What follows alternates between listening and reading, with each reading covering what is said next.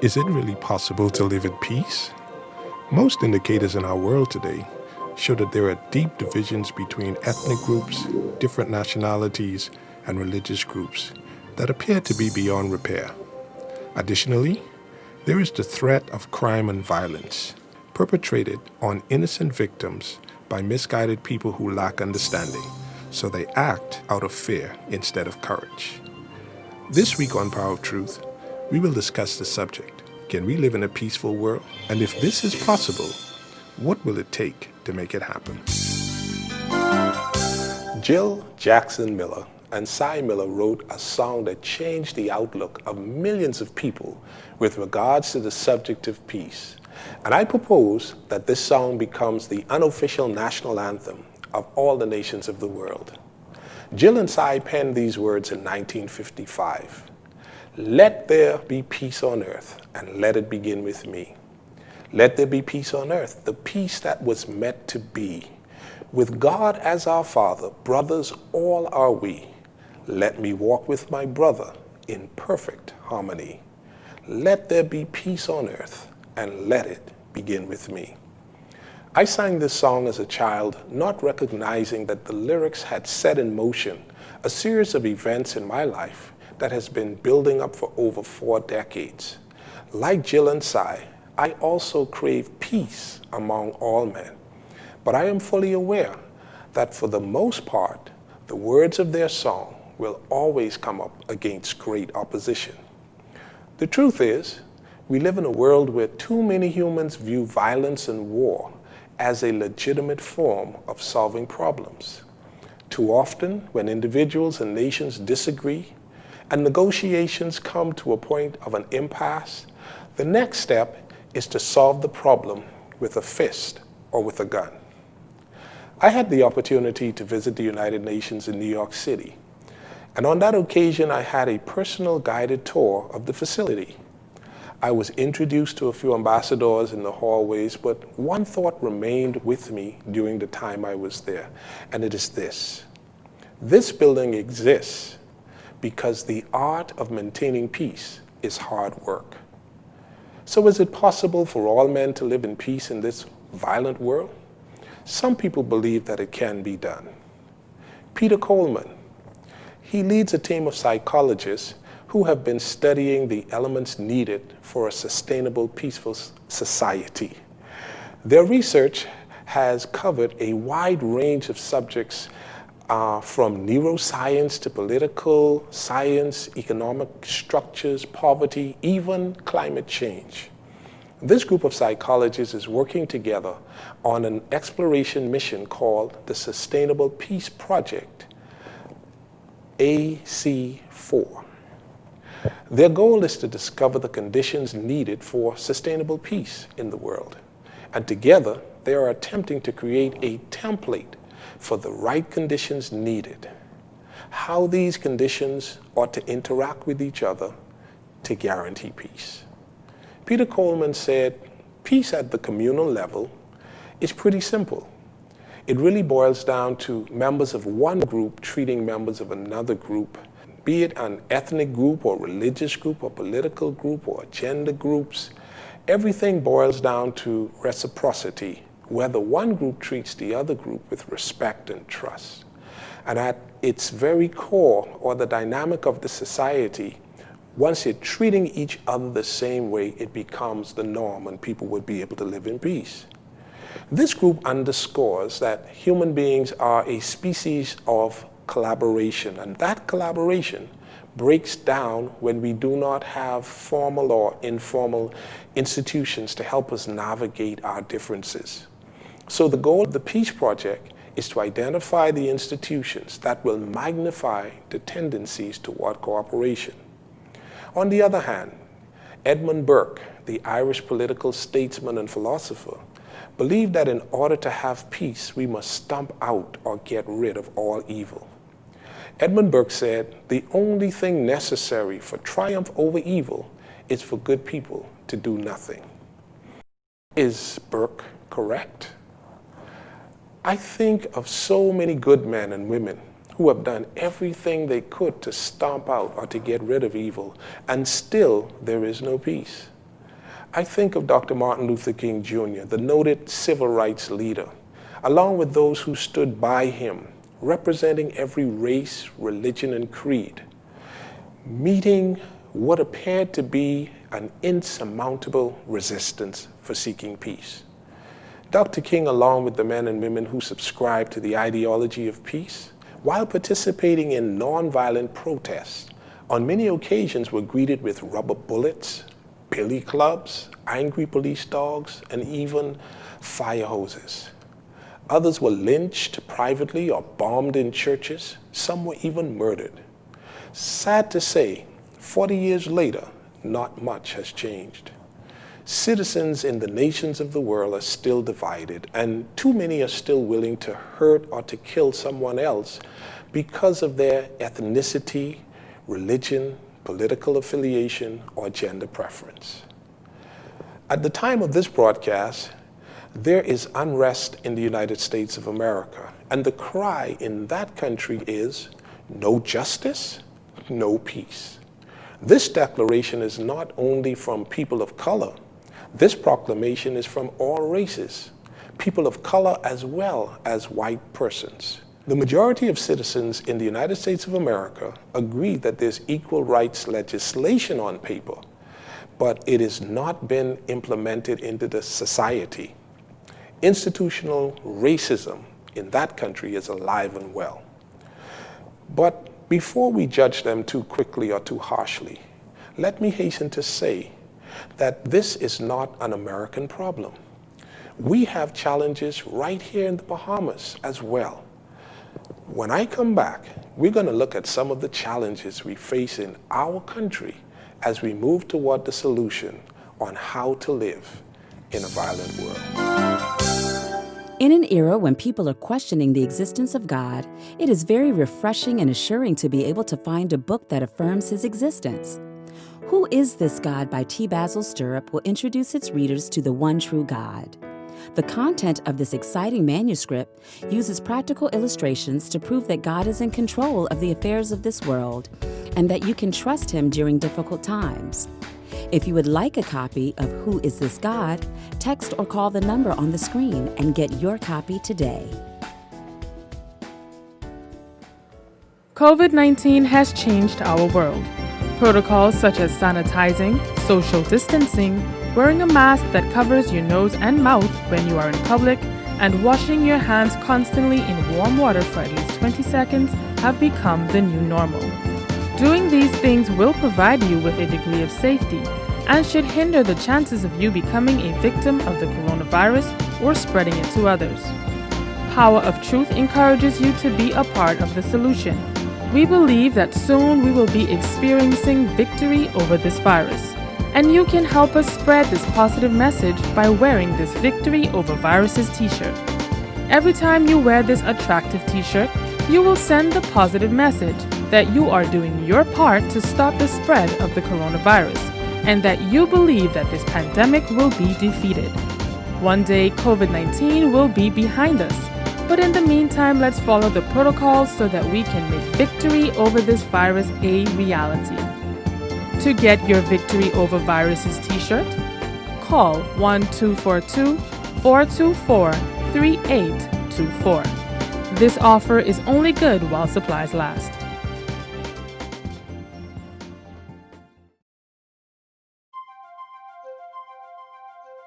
In the Bahamas, we've had a parliament that has practiced the peaceful transference of political power for almost 300 years. But does this translate into peaceful communities and the ability to live in harmony in all of our communities? If the answer to this question is no, where can we find a solution that will enable us to live in peace? In our last segment, we discussed some of the challenges we face as we seek to live peacefully in a violent world. However, we focused on the United States of America. But how do we address the challenges we face right here in the Bahamas, where racism based on the color of skin is not the main issue? Is it possible for the solution to be found in the work of the Sustainable Peace Project? Should we in the Bahamas accept Peter Coleman's solution, which lies in the following words? peace at the communal level is pretty simple. It really boils down to members of one group treating members of another group in a particular way, whether it is an ethnic group, religious group, political group, or gender groups. Can we conclude that everything boils down to reciprocity, whether one group treats another group with respect and trust? And if that is the core dynamic of the society, it will become the norm.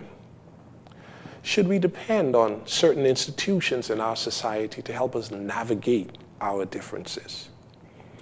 Although this seems to present what appears to be a simple and workable solution, the ability of living in peace goes deeper than this. Many persons look to the church, the government, the school system, and the family as the panacea for the violence in our communities. We have all of these institutions in the Bahamas, yet many people still do not live in peace. Allow me to share with you something I believe will be of great benefit to you. I begin with these words.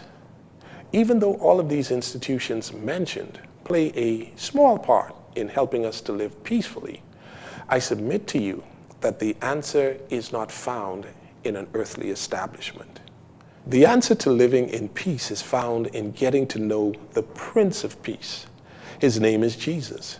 And when we follow his admonition, it transforms our selfish natures that lead to violence into the ability to love our neighbors as ourselves.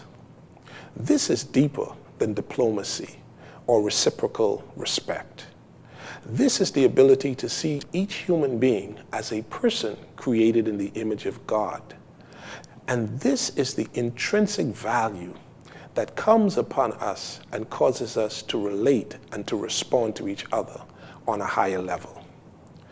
Our desire and the ability to live in peace is driven by the true understanding of who we are. And the answer to that question is found in the Word of God. Adversity is a constant reality, but you can face it with hope. Basil Sturrup has authored a book designed to build courage and confidence in the midst of trying times. Read the miraculous story about a woman who defied all odds and achieved her goal in this exciting book. She touched me. Millions of people across the globe have benefited from the story of the woman with the issue of blood, and you can too. If you would like to receive a copy of this life-changing book, call or text the number 1242-424-3912 and find out how you can obtain a copy of the book She Touched Me. COVID-19 has changed our world. Protocols such as sanitizing, social distancing, wearing a mask that covers your nose and mouth when you are in public, and washing your hands constantly in warm water for at least 20 seconds have become the new normal. Doing these things will provide you with a degree of safety and should hinder the chances of you becoming a victim of the coronavirus or spreading it to others. Power of Truth encourages you to be a part of the solution. We believe that soon we will be experiencing victory over this virus, and you can help us spread this positive message by wearing this Victory Over Viruses t-shirt. Every time you wear this attractive t-shirt, you will send the positive message that you are doing your part to stop the spread of the coronavirus and that you believe that this pandemic will be defeated. One day, COVID-19 will be behind us, but in the meantime, let's follow the protocols so that we can make victory over this virus a reality. To get your Victory Over Viruses t-shirt, call 1-242-424-3824. This offer is only good while supplies last.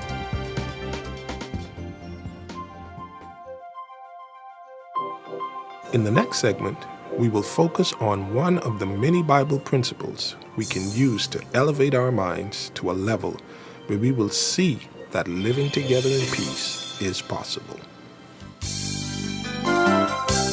Is it possible to live in peace in a violent world?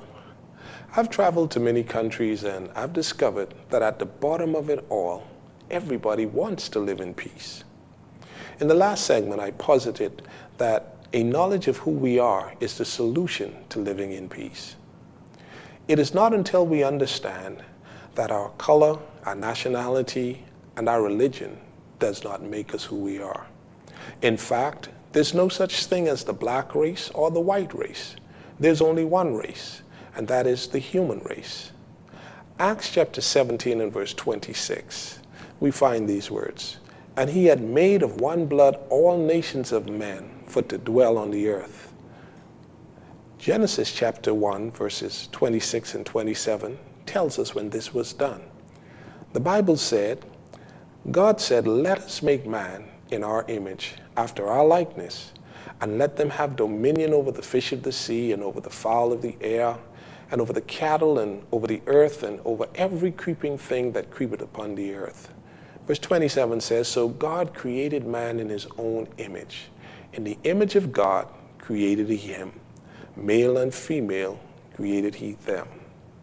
The word image, as found in the book of Genesis chapter 1, verse 26 and 27, does not mean to look like God physically, but it means to possess the same characteristics and qualities of the one who made us.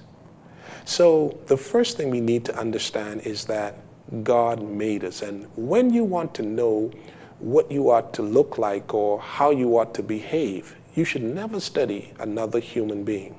You should always study God. When you want to think about the things that you can do and what you can achieve, never limit yourself to what another human being has done, but always look at the things that God has done. Now, if we were created with the same characteristics and qualities of the one who made us, I want to say something to you. The Bible does not say that God has love. It says that he is love. You would also read the Bible from cover to cover, and you'll never find that the Bible says that God has righteousness. No, it says that he is righteous. It is his characteristics. So there's no such thing as a non-righteous person. As you read the Bible, you will find the terminology unrighteous. And the prefix un means that the righteousness exists, but it's not showing up right now. And the reason it's not showing up is because of sin. Sin detached us from God. And whenever we behave as individuals whose hearts are not filled with love or whose characters are not righteous, we're not being our true selves. We're actually impersonating someone else. We are imposters.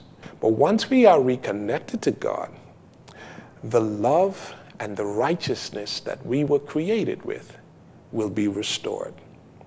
We will love our neighbors as ourselves. You may be asking me, Basil, how are we reconnected to God? How would we be able to live in peace, to love our neighbors as ourselves, and to display righteousness in all of our actions and our dealings? It only happens through a relationship with Jesus Christ. In the book of John, chapter 14 and verse 6, Jesus declares, "I am the way, the truth, and the life. No man comes to the Father but by me." There is hope for us. There is hope for us to live in peace in a world that is now violent. But it will not be brought about by an earthly institution. It will be done by reconnecting to God. The Bible even gives us the end result. In 2 Corinthians chapter 5 and verse 17, it says, "Therefore, if any man be in Christ, he is a new creature. Old things pass away, and behold, all things become new." So right now, all of us are living in a world that is filled with violence, that has no peace. But each of us, one by one, if we recall the words of the song, "Let there be peace on earth, and let it begin with me," and we go to the source of peace, who is God our Father, he will restore love and righteousness into our hearts, and we will be the catalyst of a peaceful society.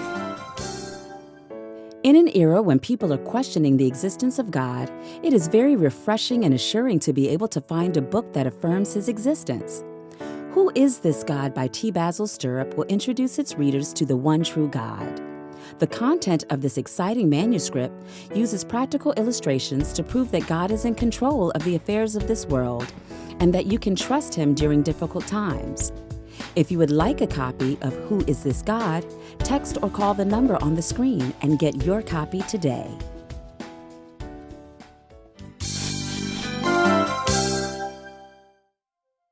On the next episode of Power of Truth, we will discuss what happens to our loved ones after they die. Many people want to know, is my loved one in heaven? Is my loved one in the ground?